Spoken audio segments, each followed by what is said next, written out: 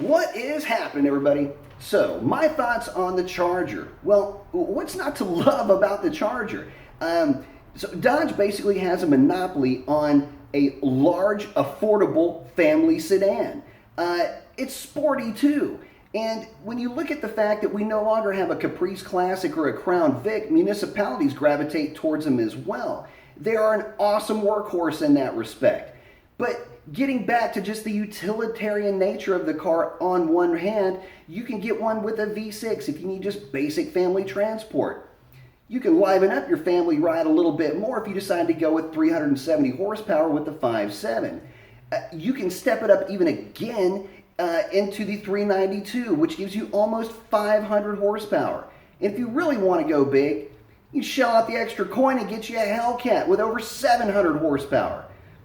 What other sedans are offering that at a price point that's even within eyeshot of what that Charger will offer? Nothing from the United States for sure, and only a handful from overseas, at least again within a price point that would even make sense for comparison.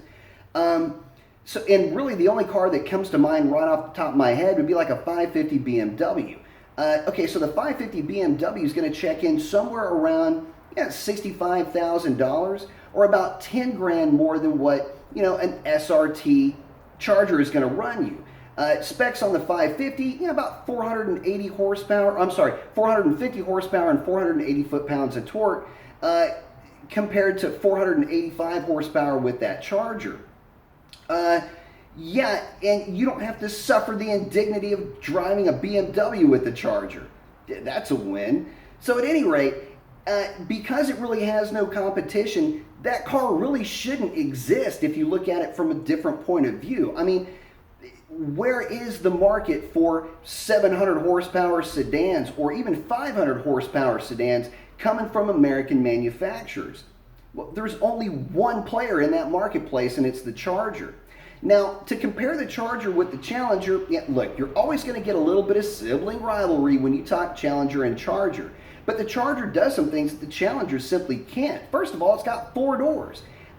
The platform is a little bit longer, and because of that, you can get people in and out of the thing easily, at least with some dignity. Not to mention the fact that it doesn't give up any real performance to the Challenger. In fact, if you're to line up a Challenger and a Charger, chances are there's not going to be too much separating them in ET, and in fact the Charger may have a little bit better mile an hour because it's a bit more aerodynamic. Mod for mod, they're also the same in terms of turning ET and mile an hour against each other. So really it's a win-win for the Charger. You get a more usable platform than a 2-door car. You give up nothing in terms of performance. You gain utility. What's not to love? Plus, if you look at it from the standpoint of power per dollar versus its competition, at least coming from overseas, it stacks up pretty nicely, and it has no competition here in the States. So, do I love those Chargers? You're damn right I love them. Just as long as the guy driving it isn't pulling me over and giving me a ticket. Well, that's a wrap on this one, you guys. Have a great one. Post up your comments. Let me know what you think. That's a wrap. Adios.